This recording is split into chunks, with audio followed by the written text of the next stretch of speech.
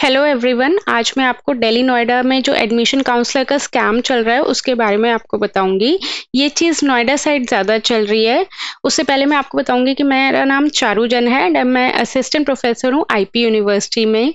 ये देखो कैसे फंसाते हैं बच्चों को या पेरेंट्स को। मेनली ये वीडियो पेरेंट्स के लिए है बिकॉज पेरेंट्स को इतना आइडिया नहीं होता। आप इन्हें कॉन्टैक्ट करोगे या ये आपको कॉन्टैक्ट करेंगे कि तो कहेंगे कि 25 to 30,000 में अब हमारे पास सीट बुक करवा दो और सारे डॉक्यूमेंट्स दे दो।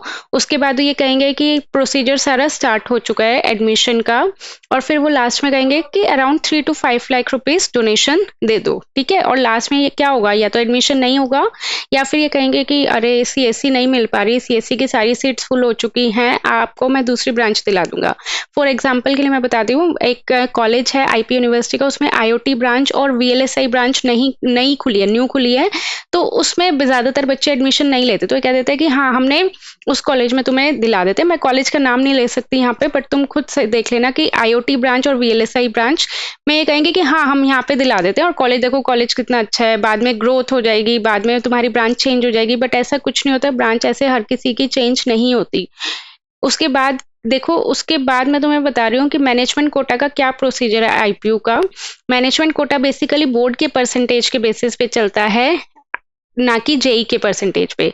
अब पेरेंट्स के माइंड में सबसे पहले ये आता है कि भाई मैनेजमेंट कोटा है तो फिर डोनेशन ही होगा। नहीं, ऐसा कुछ नहीं है। मैनेजमेंट कोटा का अराउंड 2,500 का फॉर्म निकलता है, आईपी यूनिवर्सिटी अपनी वेबसाइट पे शो करती है। तुम्हें वो फॉर्म फिल करना होगा अगर तुम्हारी 12th की परसेंटेज अच्छी है। अगर तुम्हारी 80% या 80% से अबव है तो तुम ये फॉर्म फिल कर दो, तुम्हारा फायदा ही होगा। मैनेजमेंट कोटा का काम क्या होता है कि ये हर एक कॉलेज के पास 10% सीट्स रिजर्व्ड होती है मैनेजमेंट कोटा की, और वो बोर्ड के परसेंटेज के बेसिस पे लेते हैं, और ये लीगल प्रोसीजर है और इसकी सारी काउंसलिंग ऑफलाइन होती है। ठीक है, तो अब तुम्हें एक दिन ऑफलाइन काउंसलिंग के लिए बुलाएंगे और फिर वहां पे तुम्हारा हो जाएगा। अब इसमें कॉलेज वाले गेम खेल जाते हैं। क्या गेम खेल जाते हैं कि वो एक रात पहले मेल कर देते हैं कि कल ऑफलाइन काउंसलिंग है। तो ये चीजें कंसल्टेंट या काउंसलर को पता होती है, तो वहां पे वो कह देते हैं कि हाँ तुम वहां चले जाओ और तुम्हारा हो जाएगा। तो इन चीजों में नहीं फंसना। अगर तुम्हें कोई भी एडमिशन के रिलेटेड कुछ भी गाइडेंस चाहिए तो मेरे कोई चार्जेस नहीं और ना मैं कोई डोनेशन लेती हूँ। मेरे दूसरे कॉलेजेस में लिंक्स हैं, तो उसके बेसिस पे मैं तुम्हारा आईपी यूनिवर्सिटी में एडमिशन करवा सकती हूँ तुम्हारी परसेंटाइल के अकॉर्डिंग, या तुम्हें बता सकती हूँ कि तुम ऐसे ऐसे चॉइस फिलिंग करो, तुम्हारे पास ये ऑप्शन है, तुम ये कर सकते हो या ये नहीं कर सकते। तो मैं तुमसे यही कहूंगी कि प्लीज इन कंसल्टेंट के स्कैम में मत फंसो। मेरे पास बहुत कॉल्स आती है कि मैम कंसल्टेंट ने हमें पागल बना दिया, कंसल्टेंट ने हमें सीएससी ब्रांच बोली थी, कोई और ब्रांच दिला दी, हम लास्ट में आके फंस गए। ठीक है, एक प्रूफ के लिए मैं तुम्हें ये महाराजा सूरजमल की ये दिखा रही हूँ। ये इनकी लीगल वेबसाइट पे है, सब कुछ वेबसाइट पे अवेलेबल होता है। तो देखो यहाँ पे 95% है इस बच्चे की, तो उसको आउटसाइड दिल्ली का है और उसे सीएससी ब्रांच मिली है। तो मैं बस ये दिखा के ये शो करना चाह रही हूँ कि तुम कंसल्टेंट के चक्कर में मत पड़ो। आईपी यूनिवर्सिटी की वेबसाइट पे जाओ, वहां पे सारी डिटेल्स तुम्हारे पास अवेलेबल है।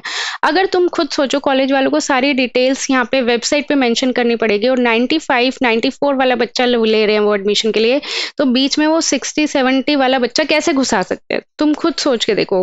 पहले होता था, क्योंकि आईपी का 2 साल पहले होती थी ये चीज, अंदर कुछ था, बट लास्ट 2 ईयर से आईपी का वीसी चेंज हुआ है, तो अब ये चीजें बंद हो गई हैं। सब कुछ इन्हें वेबसाइट पे सब कुछ शो करना पड़ता है। तो ये कुछ भी नहीं है एडमिशन का मैनेजमेंट कोटा के थ्रू, सब कुछ लीगल प्रोसीजर के अकॉर्डिंग ही जाओ।